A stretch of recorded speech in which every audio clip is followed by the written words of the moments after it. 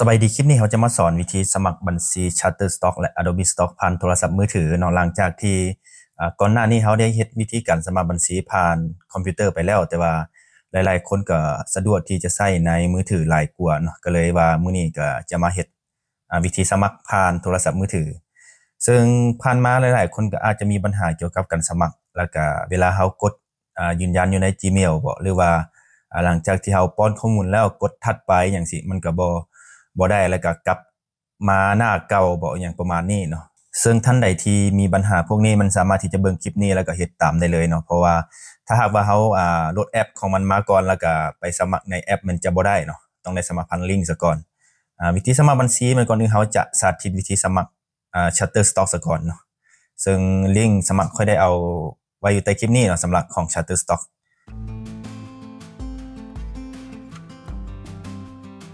หลังจากที่ทุกคนกดลิงก์เข้ามามันก็จะเข้าสู่หน้าต่างของการสมัครบัญชีประมาณนี้ให้ทุกคนกดไปที่บอลเริ่มต้นใช้งาน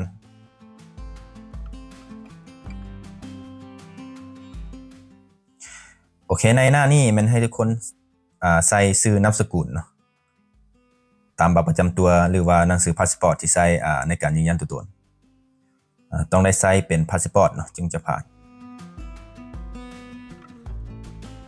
ซื้อที่แสดงมันสามารถตั้งได้ตามใจเนาะบ่ได้กำหนดตายตัว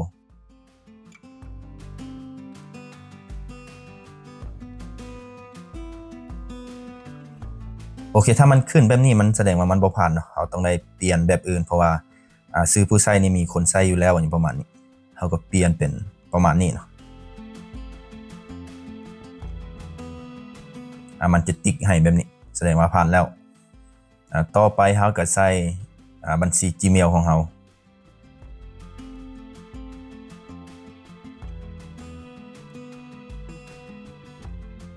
ตามด้วยรหัสผ่านเนาะรหัสผ่านของ Gmail ของเรา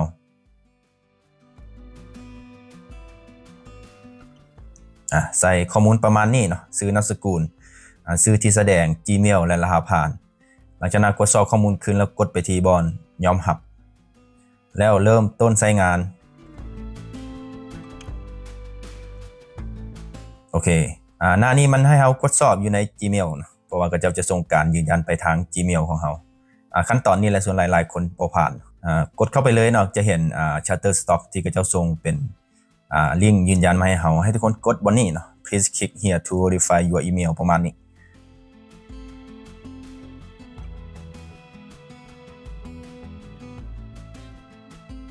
โอเคตอนนี้อีเมลของเราได้รับการทดสอบแล้วประมาณนี้หลังจากนั้นเนี่ยบอกให้ทุกคนกดถัดไปเนาะอยู่นี่ให้ทุกคนไปที่แอปของ Google Chrome เนาะเบราว์เซอร์ Google Chrome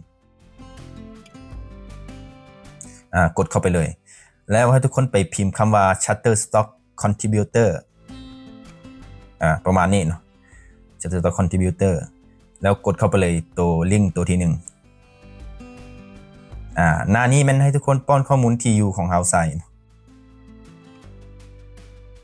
เริ่มต้นด้วยประเทศเนาะประเทศเลือกเป็นประเทศลาวเนาะถ้าใส่ประเทศอื่นมันจะบ่ได้ต้องได้ใส่เป็นประเทศลาวบรรทัดที่1เนาะก็คือที่อยู่บรรทัดที่1เฮาใส่เป็นแขวงเนาะแขวงตัวอย่างมื้อนี้ค่อยใส่เป็นจำปาสัก province ใส่เป็นภาษาอังกฤษเนาะจุดแล้วก็ยาวางบาท1แล้วใส่ลาวประมาณนี้ก็คือความหมายว่าแขวงจำปาสักประเทศลาวอย่างประมาณนี้เนาะให้ทุกคนใส่ตามที่อยู่ของตัวเองเลยเนาะที่อยู่บรรทัดที่2มันต้องได้ใส่บ้านเมืองแขวงเนาะใส่เป็นภาษาอังกฤษตัวอย่างมื้อนี้ค่อยใส่เป็นปักเซวิลเลจจุดยาวางหน่อยนึงแล้วใส่เป็นปักเซดิสทริกดิสทริกก็คือเมืองปักเซแล้วก็จุดยาวางหน่อยนึงจำปาสัก province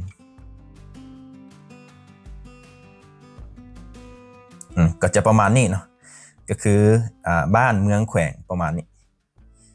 ต่อมาก็จะเป็นเมืองเนาะเมืองเฮาก็ใส่เป็นเมืองปักเซ่ไปเลยเนาะเมืองปักเซ่สำหรับท่านใดที่อยู่แขวงใดหรือว่าเมืองใดก็สามารถใส่ตามที่ตัวเองอยู่ได้เลยต่อมาในห้องรัฐแม่นเฮาจะบ่ได้ใส่เนาะเพราะประเทศเรานี่บ่มีรัฐตามด้วยรหัสไปรษณีย์เฮามาค้นอยู่ใน Google พิมพ์ประมาณนี้เรา postal code ประมาณ จะเห็นของปักเซอยู่นี่ท่านใดอยู่เมืองใดแขวงใดก็เลือกเอาตามใจเลยเนาะเพราะว่ามันจะมีทุกๆแขวงทุกๆเมือง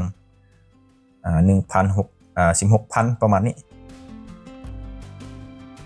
หลังจากนั้นเราก็กดสอบข้อมูลคืนว่าถูกต้องเบิดทุกอย่างแล้วบ่แล้วกดไปที่บนนี้กดติ๊กไปโอเคหลังจากนั้นเราก็เลือกเบิ่งนิดนึงแล้วก็ไปกดถัดไป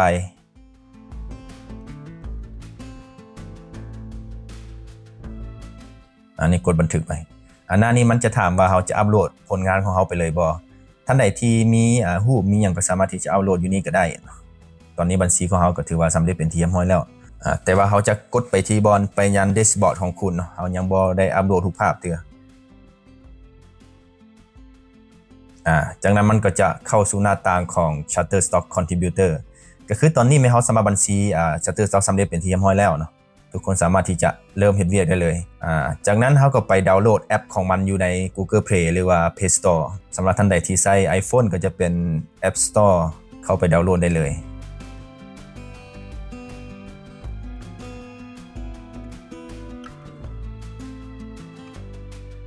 โอเคหลังจากที่ดาวน์โหลดมาแล้วก็กดเปิดเนาะเปิดขึ้นมาโอเคในแอปมันเฮาจะบ่ได้ลงทะเบียนเนาะเพราะว่าเฮาได้สมัครบัญชีไปวันกี้นี้ประมาณนี้เฮาก็กดเข้าสู่ระบบกดเข้าสู่ระบบจากนั้นเฮาก็มีแต่ใส่บัญชี Gmail กับรหัสผ่านที่เฮาสมัครวันกี้นี้ใส่อยู่นี่แล้วกดล็อกอินได้เลย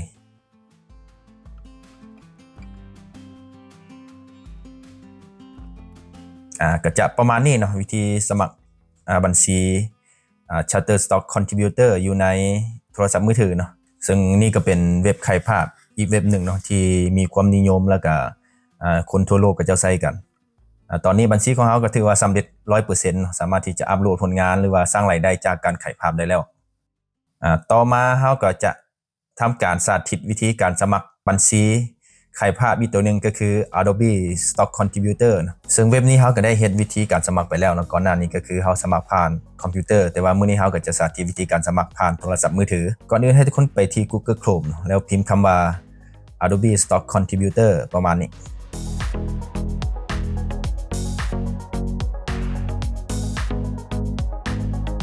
แล้วให้ทุกคนเติมคำว่าสมัครเข้าไปเนาะให้มันเป็นภาษาไทยประมาณนี้แล้วกดคลิกเข้าไปเลยลิงก์ที่1หน้านี้มันจะขึ้นมาพัฒนาอาชีพในวงการสร้างสรรค์ผลงานประมาณนี้เราก็กดไปที่เริ่มใช้งานหรือว่าเข้าร่วมตัวนี้แม้นสำหรับท่านใดที่มีบัญชี Google อยู่แล้วก็สามารถที่จะใช้บัญชี Google สมัครได้เลยเนาะสมัครได้เลยหรือว่าสำหรับท่านใดที่ยังบ่มีบัญชี Google ก็ใช้TU Gmail อยู่นี่กับรหัสผ่านเราสามารถสมัครทั้ง2แบบเนาะก็คือใช้บัญชี Google ก็ได้หรือว่าใช้ Gmail กันเลยก็ได้ก็บ่เป็นหยังซึ่งมื้อนี้ค่อยสิใช้เป็น Gmail ไปเลยที่จริงกับ Gmail กับบัญชี Google ก็คือกันเนาะคือกันนั่นแหละเพียงแต่ว่าเราได้เข้าบัญชี Google หรือยังประมาณนั้นหลังจากที่ใส่ Gmail กับรหัสผ่านแล้วเราก็กดถัดไปหน้านี้มันจะให้เราใส่ชื่อนามสกุลเนาะเราก็ชื่อนามสกุลไปเลยเนาะตามหนังสือพาสปอร์ตของเรา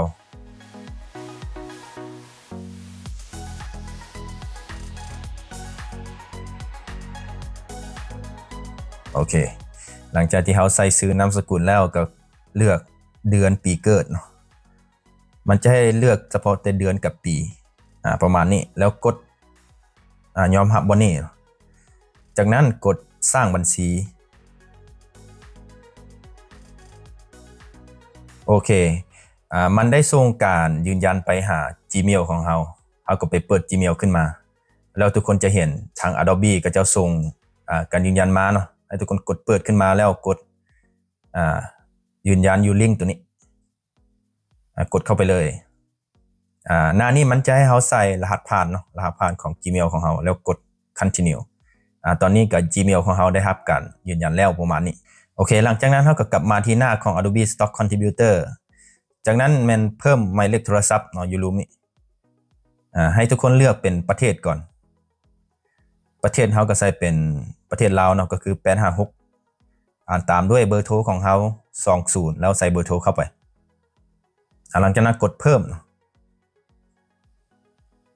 จุดนี้แหละที่หลายคนมักมีปัญหาเขาจะบ่ส่ง OTP มาถ้าบ่ส่งมาครั้งที่1เฮากดกลับมาก่อนแล้วกดเพิ่มใหม่เนาะทุกคนก็จะเห็นOTP เนาะที่เขาจะส่งมาทางเบอร์ของเฮาให้ทุกคน copy มาใส่เลยหรือว่าเขียนใส่เลยก็ได้แล้วกดยืนยันไปโอเคกดเปิดเนาะอันนี้ก็คือเฮาเปิดการแจ้งเตือนประมาณนั้นโอเคตอนนี้เฮาก็ได้สมัครบัญชีAdobe Stock เป็นที่เรียบร้อยแล้วหลังจากนั้นมาให้ทุกคนไปที่หน้าเก่าเนาะก็คือหน้า Adobe Stock Contributor อีกทีนึงแล้วรีเฟรชเนาะรีเฟรชบัดนี้มันจะให้เฮากรอกข้อมูลโปรไฟล์ให้สมบูรณ์ประมาณนี้เฮากดเข้าไปเลยหลังจากนั้นแม่นข้อมูลบัญชีเนาะถ้าท่านใดเบิ่งแล้วมันบ่ถูกต้องมันสามารถที่จะแก้ไขขึ้นใหม่ได้บ่นี้บ่จะเป็นชื่อนามสกุลบ่หรือว่าชื่อแสดงหรือว่า Gmail อย่างต่างๆต่อมาก็จะเป็น TU เนาะให้ทุกคนกดคลิกเข้าไปบนตัวดินสอแล้วแก้ไขTU บรรทัดที่1เฮาก็ใส่เป็นแขวงกับประเทศประมาณนั้นตัวอย่างใส่เป็นแขวงจำปาสักประเทศลาวอย่างประมาณนั้นเนาะใส่เป็นภาษาอังกฤษเนาะจำปาสัก Province Laos TU บรรทัดที่2ก็คือกันเฮาก็ใส่เป็นปักเซ Village เนาะปักเซ District แล้วก็จำปาสัก Province ประมาณนี้หลังจากที่ข้อมูลถูกต้องแล้วเฮาก็กดบันทึกการเปลี่ยนแปลงนะอยู่รูปนี้มันจะขึ้นเป็นสีฟ้าแบบนี้ตอนนี้ก็บัญชีของเฮาก็ถือว่าสำเร็จเป็นที่เรียบร้อยแล้วนะก็คือ Adobe Stock Contributor อันนี้ก็เป็นเว็บขายภาพมีเว็บหนึ่งเนาะถือว่ารายรับนี่ถือว่าดีกว่าตัว Shutterstock แต่ว่าคุณภาพของรูปอย่างต่างๆมันก็จะเลือกคือกันนะเว็บนี้ถ้าอยากอัปโหลดภาพก็กดไปที่บนนี้ได้เลยเนาะอัปโหลดภาพแล้วมันก็จะเข้าสู่หน้าต่างของการอัปโหลดรูปภาพส่งขายประมาณนี้โอเคและนี่ก็เป็นวิธีการสมัครบัญชีขายภาพShutterstock และ Adobe Stock ผ่านโทรศัพท์มือถือเนาะสำหรับท่านใดที่มีปัญหาในก่อนหน้านี้ก็สามารถที่จะเบิ่งคลิปนี้แล้วก็เฮ็ดตามได้เลยขอขอบใจทุกคนที่เข้ามารับชมและแสดงความคิดเห็นสำหรับท่านใดที่มีคำถามต่างๆก็สามารถที่จะคอมเมนต์ได้เนาะขอขอบใจ